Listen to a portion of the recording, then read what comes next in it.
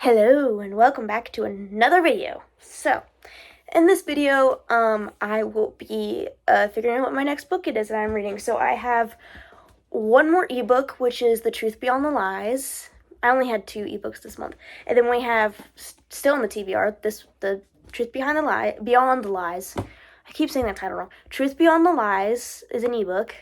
And then we also have Trials of Paula the Burning Maze, The Do-Over by Lynn Painter, P.S. I Still Love You by Jenny Han, The Fever Code by James Dashner, and Reckless by Lauren Roberts. So we have 3 fantasy, and then 2 romances, YA romances, and then 1 dystopian. Well, actually, is Truth Beyond the Lies technically story? I think Truth Beyond the Lies is a fairy tale retelling in steampunk. So in a steampunk setting. That's what, if I get that one, I'll talk about it more. And what was I going to say? I spaced out. I was going to say something, and now I can't remember what I was going to say. It'll probably come back to me later. So yeah, these are all the books I still have to read, plus the ebook. And yeah. Oh, actually, I'll say this in a video, but I'll probably talk about it at the beginning of July. I'm deciding for July to not do a TBR. I'm just gonna mood read for that month. I haven't done that since I think February of this year. And in February I read 12 books. So mood reading me was on a roll.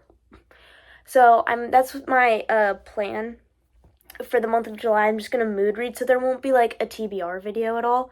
It'll just be whatever books I feel like reading and what I'm in the mood for. Because I feel like when it comes to TBRs, there are some books that I like, but like I can't pick due to whatever I'm doing to pick my TBR. So it's like, you know what? I'm just gonna pick whatever I want to read for the month of July. That's what I'm gonna do. So long-winded explanation of what I'm doing in July when we're still at the beginning of June. But just wanted to let you guys know that there will not be a TBR video for the month of July. I will be fully doing my own thing and just reading whatever comes to mind. So let's flip you guys around and let's see what book we're reading this week. Not this week, but next. Whatever. What am I trying to say? Alright, so again, we have all the options over here. Let's spin.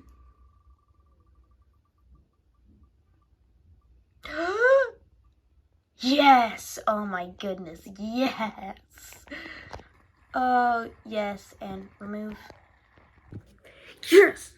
That's my most anticipated read of this month. Is Reckless by Lauren Roberts. This is the second book in the Powerless trilogy. And this is one that I'm so excited for because, I mean, I don't even know how to explain it. I loved Powerless, and I loved Powerful. That was a great novella. So I'm so stinking excited to be reading this book. My only thing is, though, I've just read, this is going to be my 3rd fantasy in a row. This wheel just wants me to read fantasies. Because I read The King's Scroll, which was a fantasy, a Christian fantasy. And then I read Shadow and Bone, another fantasy. And now I'm reading Reckless, another fantasy. Right? Yeah. Yes, that is correct.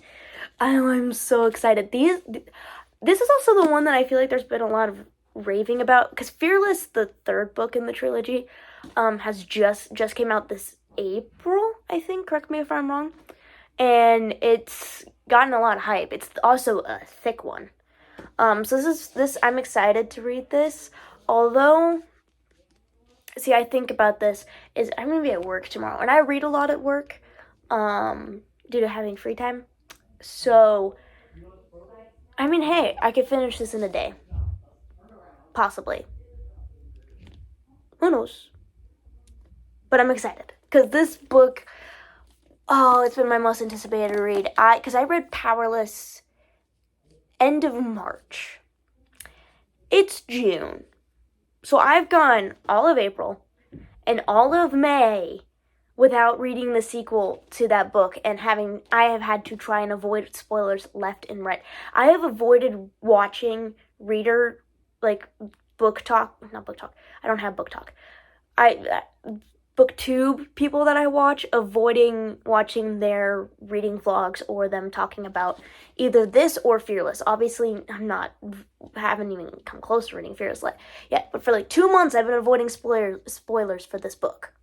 And that is difficult, okay? Because there are spoilers on every side of on YouTube, on Pinterest, especially on Pinterest. Because I fall into a rabbit hole when I really like a book that I look up like fan art for it and whatever, because you know you're a nerd. Total respect for other people who do that. Thank you for the people who make that fan art. You are incredible. But it is hard to do that when you're only have read the first book, and there's another 2 out there now without getting spoilers, because some people put spoilers up there. Okay? And I've tried to avoid them as much as I possibly can. But I'm so excited to read this. That was just a really long rant of how excited I am to read this book and get Peyton and Kai again. Also, apology if you watched my short about book couples that Peyton was misspelled. I think it autocorrected and I didn't know. So sorry about that. I know from experience that I hate it when people miswrite book characters' names. So I'm very sorry for that. Making a public apology. I did one in the comments as well, but just saying I do know how to spell it. My phone autocorrected. So let's dive in to Reckless. Now, before I actually dive into this book, I probably won't start reading it today anyways. I read a lot today. I went for Shadow and Bone, that was the book I finished today. I started it yesterday and got to like 33%, and then I got from 33% today to finishing it. Yeah. And I did that all in 3 hours, or roughly 2 hours and 51 minutes. I was binge reading today. I think I don't know if I was in a reading slump. I don't think I was, to be completely fair. I think Nightingale, The Kill Order, and maybe Emily Wild's Encyclopedia of Fairies, those last 3 books I read at the end of May, kind of put me into a reading slump just because I didn't like those ones as much as I liked the ones I read at the beginning of the month. And then I read these first 2 books kind of were like, oh, these are good, these are getting me hyped and excited to read. And I couldn't put Shadow and Bone down, so I'm definitely not going to be able to put this down because I love these characters. And I want more Peyton and Kai. Oh, and I just realized that a certain character won't be in this one. That's so disappointing to me. That was loud. Wow, sorry. So anyways, yeah. Back on track. Oh, actually, that was what I was meaning to say.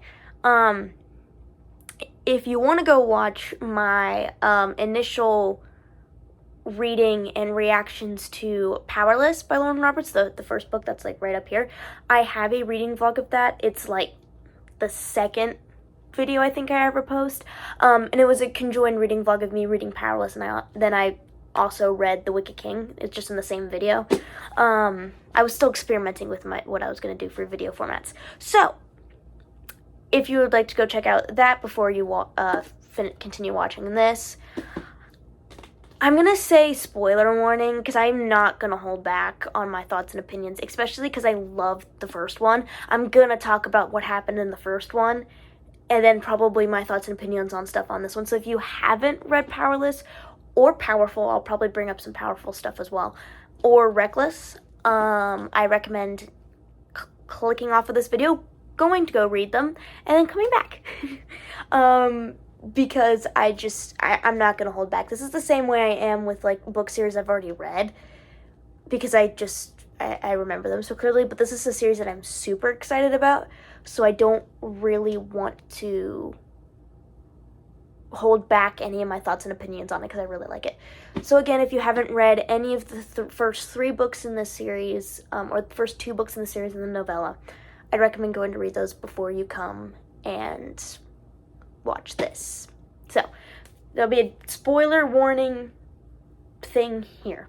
All right, let's get into this tomorrow.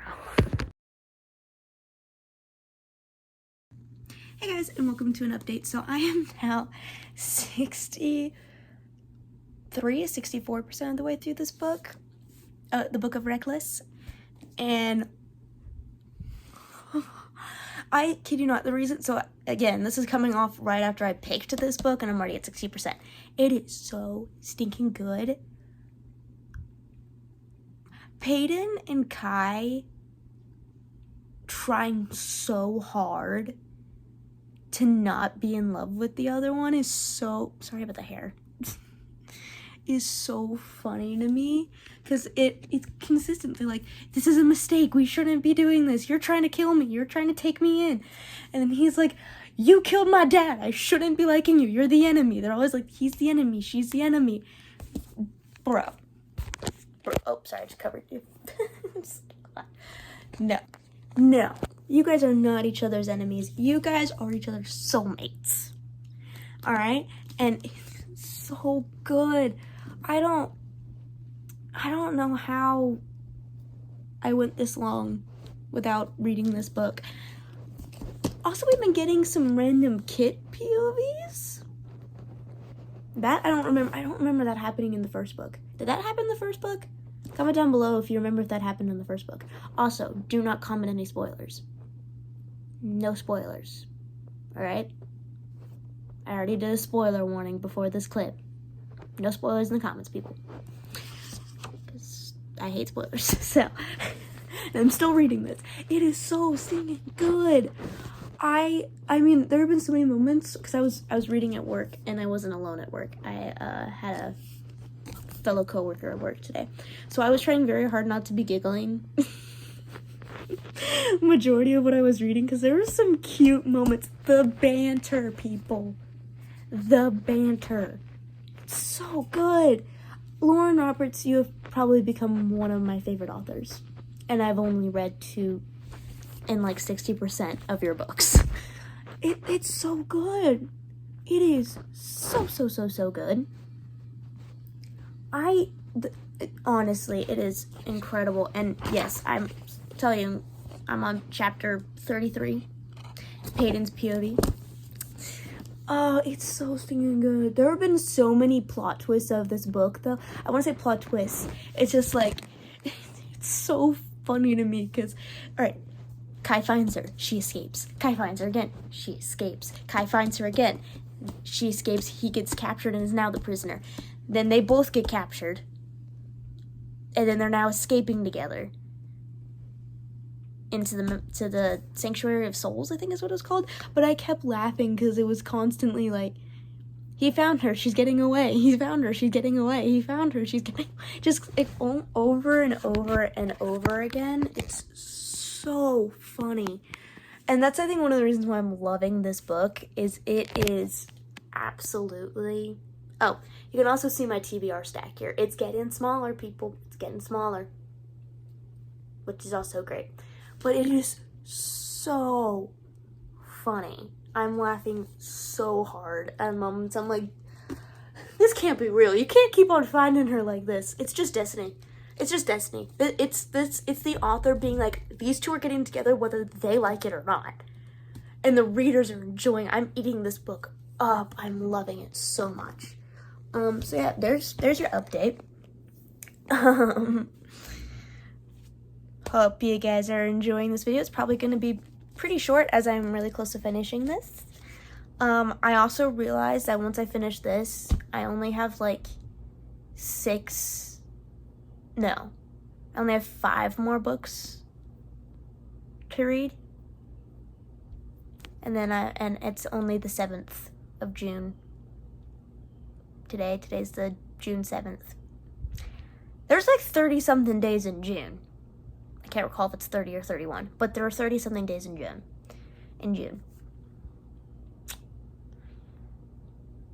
I may just need to slow down, or just keep reading and then start my mood reading earlier. Because this month I was thinking about doing like a reading for 12 hours straight.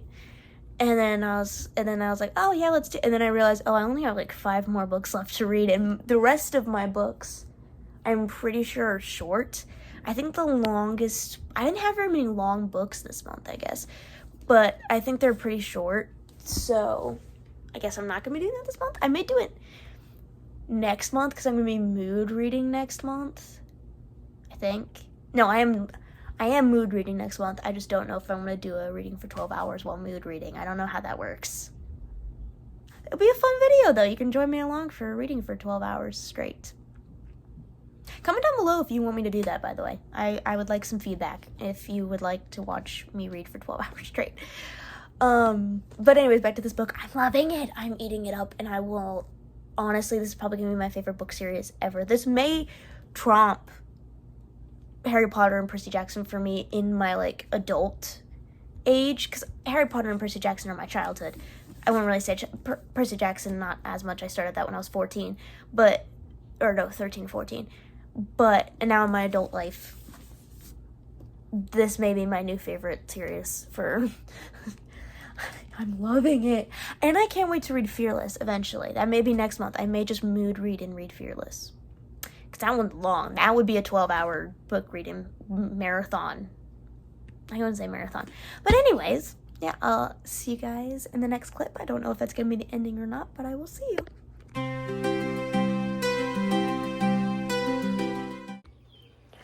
I finished Reckless. And oh, the ending. Okay, I can already do a spoiler warning for this, so I'm going to full-on douse on this ending. What? Okay, what? Okay, Callum. What? I kind of was like, who? Because throughout Kit's chapters, closer to the end, he was carrying around a box. I'm like, this is...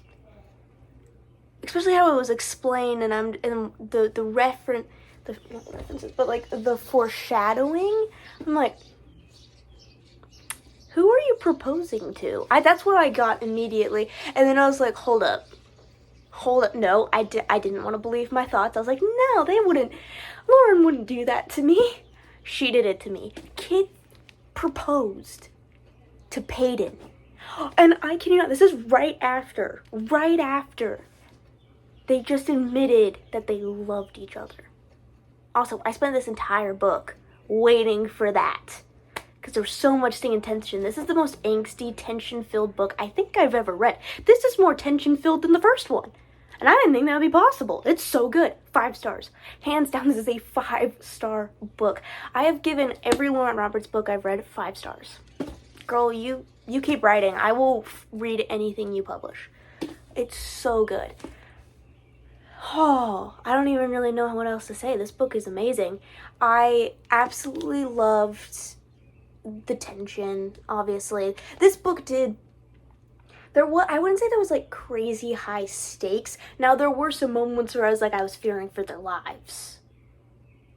There were moments, but it did feel majority of this erring on the side of this was the romance book. It is a romantic series, so the first book and this one both have romance in them, but when I was reading Powerless, I felt like it did very focus on the trials. Now, obviously, Kai and Peyton's blossoming, whatever that was in that first book, feelings for each other was a focus, but it did feel more on the stakes of the resistance. And again, I did a spoiler warning before this. If you have not read these books, why are you still watching this video? And Peyton trying to survive, and then Kai was had more feelings towards Peyton. I feel like it was he fell first and harder. I'm gonna be honest. I do think she fell pretty hard, but I feel like he fell first and harder. That's the definition of this book. It did feel that way to me. And I loved every second of the first one. The tension, the longing. This one made that book... Wow. The amount of almost annoyance I felt during this, not like in a bad way, almost like I was just admit it already. Because both of them, in both of their POVs, both Peyton and Kai's POVs, because they switch back and forth, I was like, just admit that you love each other already, alright? I've been reading a whole book, a whole 300 and... I want to say 77. That's how long this book actually is. But like 370, maybe less, maybe a little bit more than that, pages for you to admit that, and then she gets engaged to your brother. Dude, you wasted so much time. And he even says that, like, there's an epilogue, in Kai's POV. He even admits that, like, dude, I should not have spent so much time regretting, like, hating her. He could never actually hate her. They could never actually hate each other. They just felt that was easier than admitting that they loved each other. And now that they haven't admitted that they loved each other, she's forced into a marriage with her brother. I'm so confused about that, to be completely honest. It wasn't clearly, although Callum has become his advisor, Kit's advisor. So, okay, Callum, go Callum. A former Resistance member, go Callum. Yeah, respect. But, so he convinced, did Callum convince Kit to propose to Paden? What is, I'm sure that's explained in Fearless, to be completely honest, because I'm very confused as to why that was the decision he made.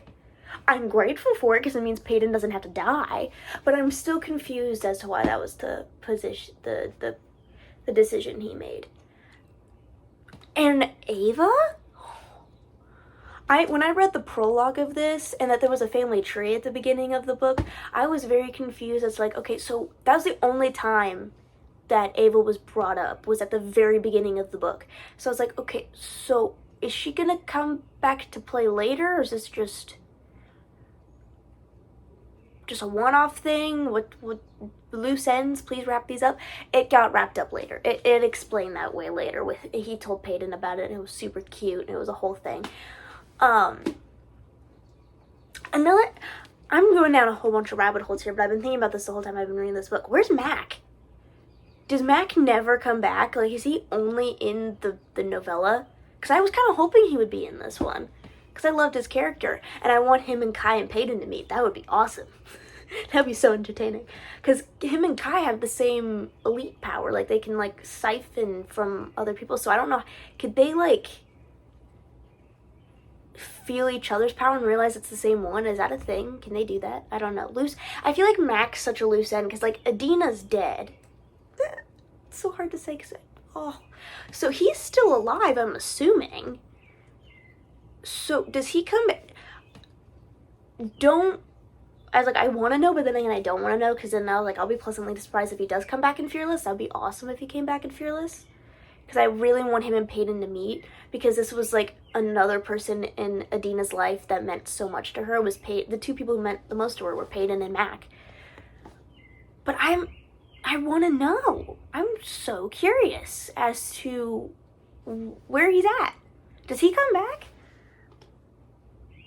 I want to know. I just want to know if he comes back or not. I don't want to know if any of, like, his plot, if he does come back or not. I just want to know. Like, I want to know, but I don't want to know at the same time. I'd like to be pleasantly surprised, but I also, like, my mind's so stinking curious. I want to know. Because it's, like, he feels, his storyline feels like it's not over yet.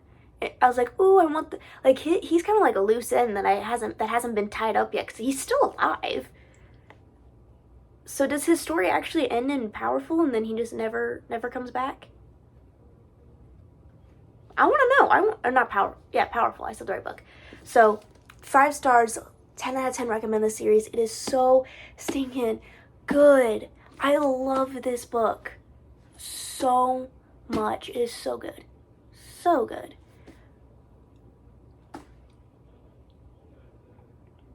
Like, I love it. It's so good. This one, again, like I said earlier, feels very heavy on the Kai and Paden romance side of things. There are occasional, like, stakes. It did feel a little repetitive at parts where, like, Kai would find her, Paden would escape. Kai would find her again, she would still escape. Kai would find her again, she would still escape. And then there was a period of time where they were just stuck together. Which I loved. Those moments were great. It was so cute. The, Sanctuary of Souls, that whole just section of the book was rough, like, in a good way. Like, it was emotionally hard to read, because they were both coming to terms with their some of their feelings. That doesn't happen until way later, like after that section of chapters. But then Peyton finds out something about her dad. I don't want like full on. I already said spoiler warning, but like that was crazy. And then Kai finding out that he's been lied to his entire life and that he's been killing innocent people, which we find that out in Powerless. That's found out in Powerless that that's actually like the ordinaries aren't diseased as the elite have been.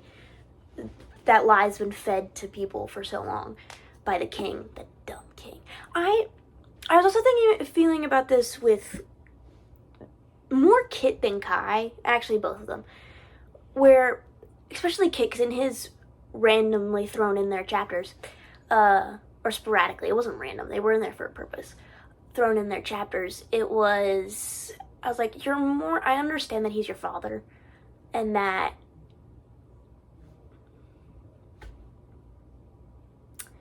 what's what I'm looking for, that you wanted to prove yourself to him, and now that he's gone, like, I understand. Both Kai and Kit deserve to grieve. Both of them 100% deserve to grieve. They lost a dad. But he was a horrible person.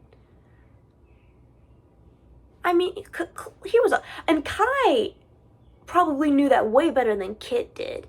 I mean, Kit probably felt his disapproval. I mean, he did feel his disapproval and didn't live up to the expectations his father set for him because that just wasn't who Kit was.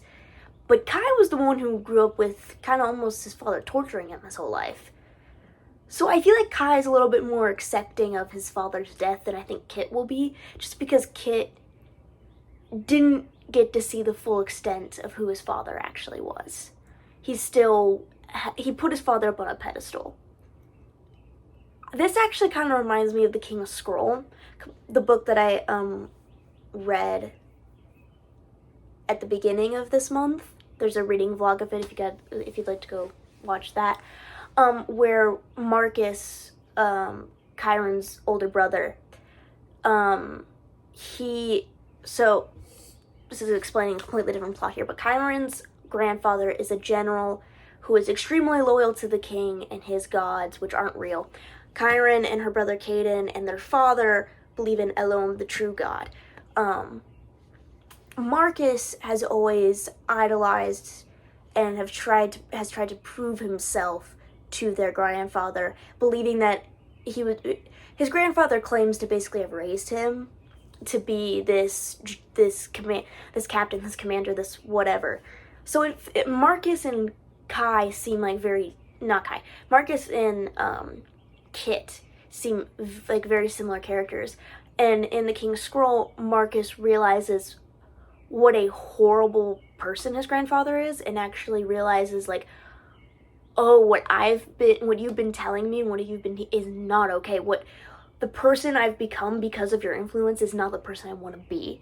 And he's realized that. I don't think Kit has exactly gotten to that point yet of realizing how toxic, I think is the word I'm looking for, his father was to him and to both of his brothers, to his sister, that he believed Ava was a weakness and that she shouldn't be talked about. Like, she's still a secret, which is horrible.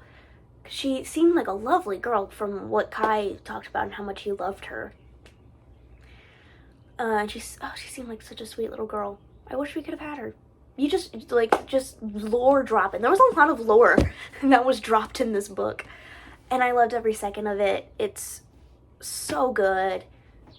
So good. And yeah, so those are my thoughts of this, and I can't wait to read Fearless, and I can't wait to see where this plot goes. I'm so curious about this whole marriage betrothal to Kit thing's gonna go.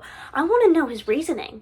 I want to know the reasoning behind this. I mean, if it was Callum's doing, wanting to get an ordinary on the throne to air the dirty laundry the king has been hiding for, the previous king, the bad one, has been hiding for so long, I think that could be why Callum convinced, I don't know if he convinced Kit to do this. Maybe he did. I really don't know. That was unclear.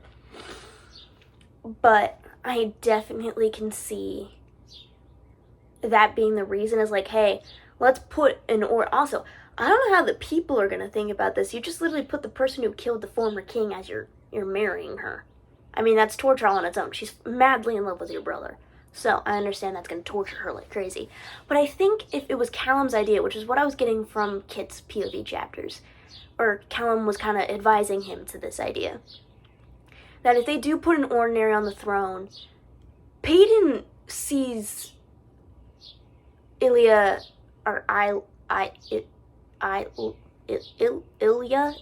think it's actually pronounced that way, whatever, sees it as like in unity where the ordinaries and the elites can live in harmony, and also them having allies, because Ilya they've been confining themselves, so that the king's been doing that to keep the elite strong, where it's made enemies of their nearby kingdoms of